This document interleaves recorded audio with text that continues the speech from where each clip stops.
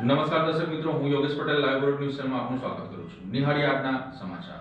Delhi Mumbai expressway પર Kim Ankleshwar section શરૂ થતા અડચણરૂપ 9 જેટલા ટ્રાન્સમિશન ટાવરનું શિફ્ટિંગ કરવામાં આવશે.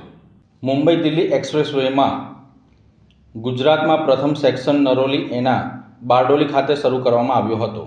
થોડા દિવસો પહેલા કેન્દ્રીય માર્ગ પરિવહન મંત્રી નીતિન ગડકરીએ પણ એક્સપ્રેસવેની મુલાકાત લીધી હતી. એક્સપ્રેસવે માર્ગ લોકોની સુવિધા માટે જલ્દી શરૂ કરવાની ખાતરી આપી હતી. ત્યારબાદ હવે થોડા દિવસ પહેલાં કિમ અંકલેશ્વર સેક્શન પર 30 કિમીનો હિસ્સો વાહનો માટે ખુલ્લો મૂકી દેવામાં આવ્યો છે. પરંતુ કિમથી લગભગ 15 કિલોમીટર દૂર પિલુદ્રા ગામ પાસે આ હાઈવે શરૂ છતાં અધૂરો છે. તેનું મુખ્ય કારણ એ છે કે અહીં એક્સપ્રેસવેના મુંબઈ તરફના એલાઇનમેન્ટની બરાબર વચ્ચે 400 કેવીનો એક private high tension transmission tower ઊભો છે. ભરૂચ અંકલેશ્વરથી કિમ આવતા આ ટાવર હાલ આ સેક્શનનો સૌથી મોટો અવરોધ સાબિત થઈ રહ્યો છે, જેને હટાવવાની કામગીરી હજુ સુધી શરૂ થઈ શકી નથી. આ પેકેજ 5માં મુખ્ય સિવિલ સ્ટ્રક્ચર અને રોડ લેયરનું આશરે 95-97% કામ પૂર્ણ થયું છે. Road marking, land painting, finishing, signboard, સુરક્ષા સંકેત, કેશ બેરિયર અને સુરક્ષા સંબંધિત અન્ય કામો સામેલ છે. 9 ટાવરને હટાવવાના છે જે બાકી છે. ટાવર માટે ફાઉન્ડેશનનું કામ શરૂ થઈ ગયું છે. એક્સપ્રેસવેના પેકેજ 5 એટલે કે કિમ અંકલેશ્વર સેક્શનને હવે શરૂ કરી દેવામાં આવ્યો છે. જો કે કિમ નજીકથી ભરૂચથી અંકલેશ્વર કિમ આવતા એલાઇનમેન્ટની વચ્ચે એક 400 કેવીનો હાઈ ટેન્શન ટ્રાન્સમિશન ટાવર છે. કુલ 9 ટાવર છે જેનું શિફ્ટિંગ કરવાનું છે. એક ટાવરનું વજન 50-50 ટન છે. ફાઉન્ડેશન વર્ક શરૂ કરી દેવાયું છે. જરૂરી સાધનો આવતાની સાથે શિફ્ટિંગ શરૂ કરી દેવામાં આવશે.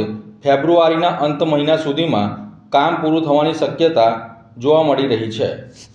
ભરૂચ અંકલેશ્વર રેલવે પ્રશાસન દ્વારા બચાવ કામગીરી અંગે મોક ડ્રીલ યોજવામાં આવી હતી. ભરૂચના અંકલેશ્વર રેલવે પ્રશાસન દ્વારા મોક ડ્રીલનું આયોજન કરવામાં આવ્યું હતું. આ મોક ડ્રીલમાં ભરૂચ અંકલેશ્વર નજીક ગુડ્સ ટ્રેનના ડબ્બા ડીરેલ થતાં રેલવે વ્યવહારને અસર થઈ હતી. અંકલેશ્વરમાં ગુડ્સ ટ્રેન પાટા પરથી ઉતરી જતાં દોડધામ મચી જવા પામી હતી. વડોદરા રેલવે સ્ટેશન પર ઇમરજન્સી સાયરન વગાડવામાં આવ્યું હતું. વડોદરા ડિવિઝને સાયરન વગાડી રેલવેને એલર્ટ કરી જાહેર કર્યું હતું. રેલવેની રેસ્ક્યુ વાન અને સ્ટાફે દોડી આવીને ઈજાગ્રસ્તોને બહાર કાઢવાની કામગીરી હાથ ધરી હતી. પાટા પરથી ઉતરી ગયેલ કન્ટેનરને પુનઃ પાટા ઉપર ચડાવ્યો હતો. રેલવે વ્યવહારને અસર થતાં અનેક મુસાફરો અટવાયા હતા. જો કે આ એક મોકડ્રીલનો હિસ્સો હોવાથી તમામ મુસાફરોમાં જે કુતૂહલ સર્જાઈ હતી, અંતે તેનો અંત આવ્યો હતો. आज अंकलेश्वर स्टेशन पे ये फाइक मॉक ड्रिल का टेस्ट किया गया. उसमें सभी रेलवे कर्मचारियों ने और स्थानीय संस्थाओं ने उसमें भाग लिया. सब लोगों का रिस्पांस बहुत अच्छा रहा. इसमें एक फायर मॉक ड्रिल के द्वारा अपन को एक प्रैक्टिकल जो घटना होती है उसके लिए प्रैक्टिस करने का एक मौका मिला, जिसमें सभी लोगों ने अच्छे से भाग लिया. इसके लिए सभी लोगों को धन्यवाद. ભરૂચ જિલ્લાના નબીપુરમાં વહેલી સવારે ડીજીવીસીએલ દ્વારા વીજ ચેકિંગ પોલીસ બંદોબસ્ત વચ્ચે શરૂ કરવામાં આવ્યું હતું. ભરૂચ જિલ્લાના નબીપુર ગામે આજે વહેલી પરોઢે ડીજીવીસીએલ દ્વારા અચાનક અને વ્યાપક વીજ ચેકિંગ હાથ ધરવામાં આવ્યું હતું. ગામવાસીઓ મીઠી નીંદર માણી રહ્યા હતા ત્યારે ડીજીવીસીએલની અંદાજે 20 જેટલી ટીમોએ મોટો કાફલો નબીપુરના વિવિધ વિસ્તારોમાં ઉતરી પડ્યો હતો, જેના કારણે સમગ્ર ગામમાં ચકચાર મચી જવા પામી હતી. આ વીજ ચેકિંગ દરમિયાન અધિકારીઓએ અંદાજે 300 જેટલા વીજ જોડાણોની તપાસ કરી હતી. જો કે ઓચિંતી વીજ કંપનીની કાર્યવાહીથી ગેરરીતિ કરનારાઓમાં ભયનો માહોલ જોવા મળ્યો હતો. ચેકિંગ દરમિયાન કોઈ અનિચ્છનીય ઘટના ન બને તે માટે પોલીસ દ્વારા પૂરતો બંદોબસ્ત ગોઠવી દેવામાં આવ્યો હતો. સમગ્ર કાર્યવાહી શાંતિપૂર્ણ રીતે પૂર્ણ કરવામાં આવી હતી. ડીજીવીસીએલની આ અચાનક કાર્યવાહીથી નિયમિત વીજ ઉપયોગ કરનારાઓને સંતોષ વ્યક્ત કર્યો હતો, જ્યારે ગેરરીતિ કરનારાઓમાં ચિંતા વ્યાપી ગઈ હતી. મહારાષ્ટ્રમાં સ્થાનિક સ્વરાજની ચૂંટણીમાં ભારતીય જનતા પાર્ટીને ભવ્ય વિજય મળતા ભરૂચ ભાજપ કાર્યાલય ખાતે વિજય ઉત્સવ મનાવવામાં આવ્યો હતો. ભરૂચ કસક ભાજપ જિલ્લા કાર્યાલય ખાતે ભવ્ય વિજયોત્સવ ઉજવવામાં આવ્યો હતો. આ વિજય ઉત્સવ દરમિયાન કાર્યકર્તાઓએ ફટાકડા ફોડી એકબીજાને મીઠાઈ ખવડાવી ભાજપના નારા લગાવી આનંદ વ્યક્ત કર્યો હતો. કાર્યક્રમમાં ભરૂચના ધારાસભ્ય રમેશ મિસ્ત્રી, જિલ્લા પ્રમુખ પ્રકાશ મોદી સહિતના હોદ્દેદારો અને મોટી સંખ્યામાં કાર્યકર્તાઓ હાજર રહ્યા હતા. આ પ્રસંગે નેતાઓએ મહારાષ્ટ્રની જનતાનો આભાર વ્યક્ત કરતા જણાવ્યું છે કે વિકાસ, સુશાસન અને વિશ્વાસના આધારે ભાજપને મળેલો આ જનાદેશ છે. વડાપ્રધાન નરેન્દ્ર મોદી, અમિત શાહ, મહારાષ્ટ્રના મુખ્યમંત્રી દેવેન્દ્ર ફડણવીસને ભરૂચની જનતા વતી તેઓને અભિનંદન પાઠવ્યા છે. મહારાષ્ટ્રમાં આજે 29 કોર્પોરેશનો માટેની જે મતદાન થયું એની મતગણતરી હતી. 23 કોર્પોરેશનમાં ભારતીય જનતા પાર્ટી અને શિવસેના શિંદેએ જ્વલંત વિજય મેળવ્યો છે. આ પહેલાં વિધાનસભાની ચૂંટણીમાં 3/4 બહુમતી સાથે ભારતીય જનતા પાર્ટી અને શિવસેના શિંદેએ સત્તા સંભાળી છે. નગરપાલિકાની ચૂંટણીઓમાં પણ મહારાષ્ટ્રમાં લગભગ શિવસેના અને ભારતીય જનતા પાર્ટીએ ભેગા વિજય મેળવ્યો છે. આજે 29 કોર્પોરેશનમાંથી 23 કોર્પોરેશનમાં જ્વલંત વિજયની તરફ ભારતીય જનતા પાર્ટી અને શિવસેના શિંદે એ આગળ વધી રહી છે. મુંબઈ જેવું જે આખા દેશનું બિઝનેસ હબ કહેવાય, ત્યાં પણ લગભગ 27 વર્ષ પછી ભારતીય જનતા પાર્ટી અને શિવસેના શિંદે ભેગા મળીને સ્પષ્ટ બહુમતી મેળવી છે. ભારતીય જનતા પાર્ટીના નેતા નરેન્દ્રભાઈ મોદી, અમિતભાઈ શાહ સાહેબ અને મહારાષ્ટ્રના મુખ્યમંત્રી દેવેન્દ્ર ફડણવીસને ભરૂચ જિલ્લાની જનતા વતી, ભારતીય જનતા પાર્ટીના તમામ ભરૂચ જિલ્લાના કાર્યકર્તાઓ વતી અમે ખૂબ ખૂબ અભિનંદન પાઠવીએ છીએ. મહારાષ્ટ્રમાં બીએમસીની ચૂંટણીમાં 29માંથી 23 કોર્પોરેશનમાં ભારતીય જનતા પાર્ટી અને એકનાથ શિંદેના શિવસેનાના એલાયન્સને ભવ્ય વિજય મળેલો છે. આ અગાઉ પણ વિધાનસભામાં પણ ભારતીય જનતા પાર્ટી અને એકનાથ શિંદેના એલાયન્સને ખૂબ જ જ્વલંત વિજય મળેલો છે અને આજે પણ એ રીતે બીએમસીના એલાયન્સને ભવ્ય વિજય મળેલો છે. એટલે ભારતીય જનતા પાર્ટીના શીર્ષસ્થ નેતૃત્વને ખૂબ ખૂબ અભિનંદન આપીએ છીએ. ભારતીય જનતા પાર્ટીના સમગ્ર જિલ્લાના કાર્યકર્તાઓને અને દેશભરના કાર્યકર્તાઓને પણ અમે ખૂબ ખૂબ અભિનંદન આપીએ છીએ. ઇન્ડી ગઠબંધનને આ પરિણામથી એક કરારો જવાબ મળેલો છે.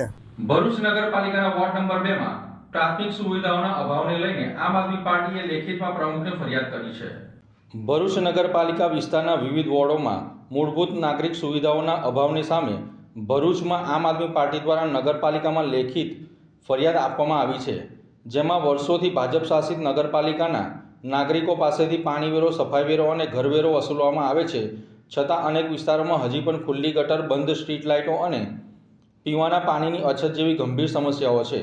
આ મામલે ભરૂચ જિલ્લા આમ આદમી પાર્ટીના પ્રમુખ પિયુષ પટેલની આગેવાનીમાં આગેવાનો અને કાર્યકર્તાઓ દ્વારા ભરૂચ નગરપાલિકાની કચેરી ખાતે પહોંચી પાલિકાના પ્રમુખની કેબિન બહાર બેસી ભારે સૂત્રોચ્ચાર કરી કચેરી ગજવી હતી.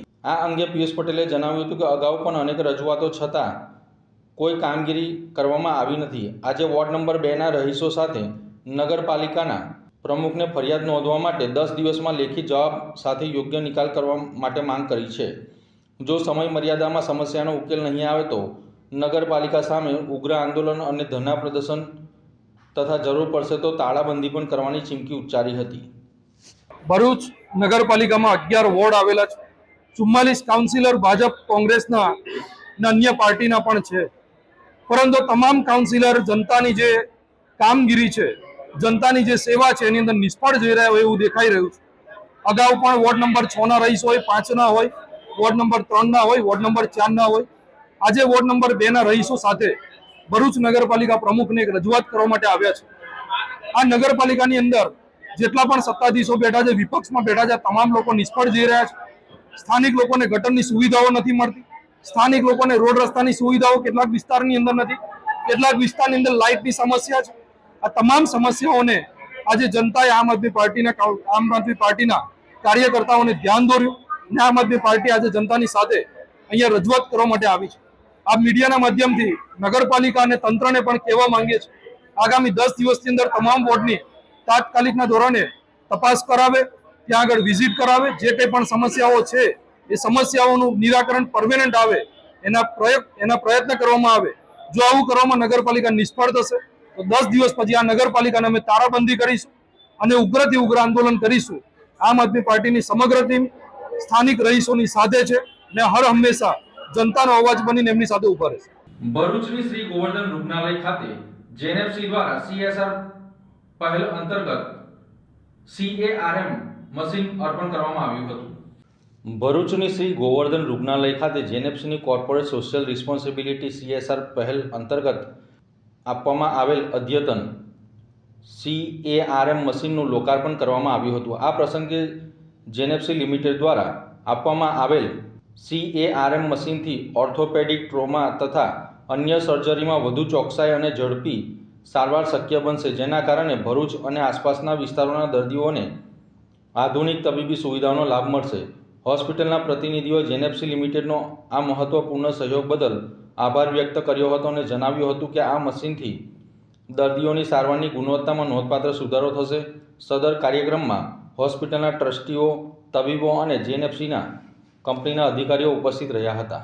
હું ભરત ચંદુલાલ શેઠ, શ્રી ગોવર્ધન રૂગ્ણાલયનો ટ્રસ્ટી, આપ સૌને જણાવતા આનંદ થાય છે કે અમને જેનેપ્સીની CSR સ્કીમની પ્રવૃત્તિ અંતર્ગત અમને એક સિયામ મશીન, લેટેસ્ટ સિયામ મશીન અત્યારે મળેલ છે, જેને કારણે અમારી ગેસ્ટ્રો છે, ઓર્થો છે, યુરોલોજી છે, ટ્રોમાને બધા પેશન્ટોને અમે સારી રીતે ટ્રીટમેન્ટ કરી શકીએ એમ છે. અત્યાર સુધી અમે અહીંયા જે હોસ્પિટલમાં આવતા હતા દર્દીઓ, એના ઓર્થોના ને એ બધાના જે ઓપરેશન કરવાના હોતા હતા તો અમે બહારગામ, બરોડા કે સુરત રિફર કરતા હતા. પણ હવે અહીંયા જ અમે આ બધા ઓપરેશન કરી શકશું, કેમ કે આ જે અત્યારે એટલી લેટેસ્ટ ટેકનોલોજીવાળી અમને મશીન મળેલું છે કે જેને કારણે આપણે સર્જરી વખતે અમને ચોક્કસ ઇમેજ મળી શકશે, તે પણ લાઈવ મળશે અને એને કારણે અમે વધુ સારી સારવાર, મતલબ કે અને ચોકસાઈપૂર્વક સારવાર આપી શકીશું તથા સુરક્ષિત સારવાર એમને મળી શકશે.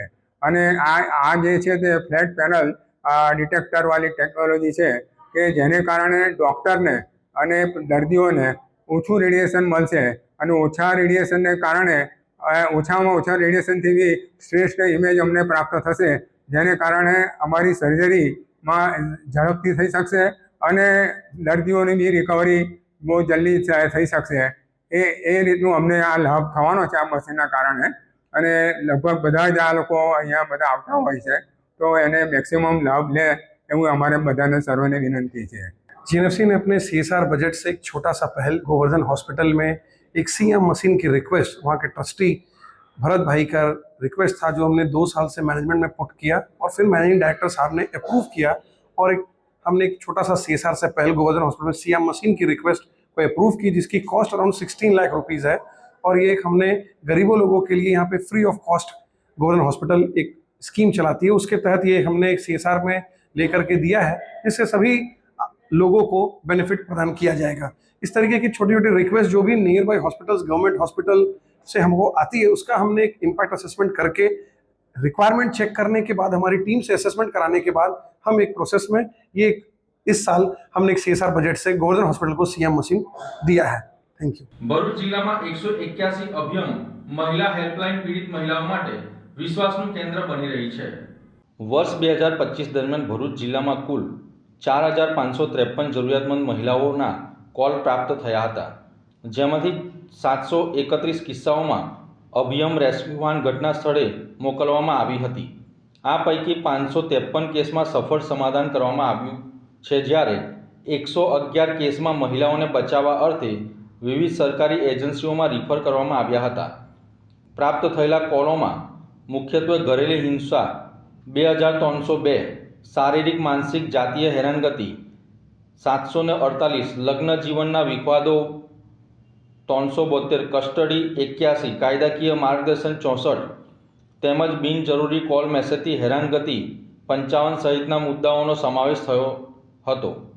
ઉપરાંત જનરલ માહિતી અને માહિતીલક્ષી યોજનાઓ અંગે પણ મહિલાઓને માર્ગદર્શન પૂરું પાડવામાં આવ્યું હતું.